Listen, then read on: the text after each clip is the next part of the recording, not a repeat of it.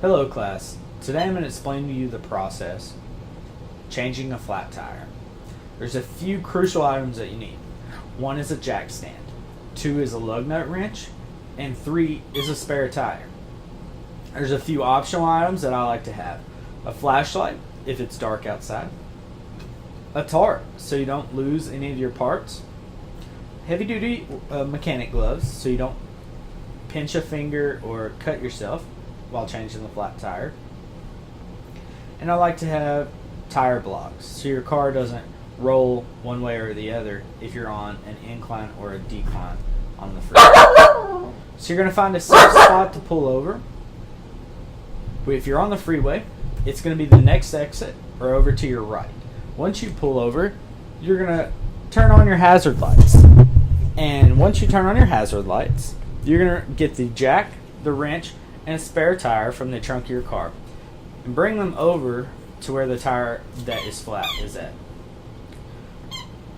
Once there, you're going to take your tarp, spread it out, take your tools, put it all the way around the tarp.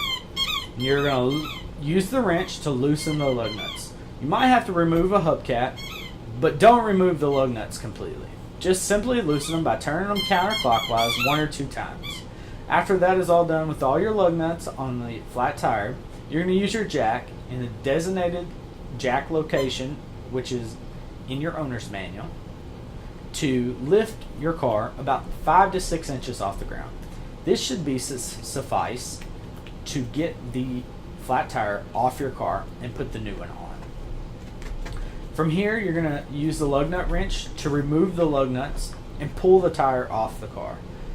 Make sure that the lug nuts are in a pile on the tarp, and so they won't get scattered and you won't lose them. Pull the tire straight towards yourself and remove it from the wheel. Be careful not to damage the studs. Once that is done, you're going to place the new one onto the lug nut post or the studs, and you're going to use the lug nuts and put them onto the studs and tighten them hand tight. Once they are all hand tight, then you're ready to drop the car back down to the ground. Once the car is all the way back down to the ground, you're going to take the jack stand out from underneath the car. You no longer need this. Once the car is on the ground, you can use your lug nut wrench to tighten the lug nuts all the way. Make sure you tighten them properly, moving in a star pattern across from each other and back up, and across from each other and back up. Once they are all tightened, you want to go through again and tighten them just in case you miss it.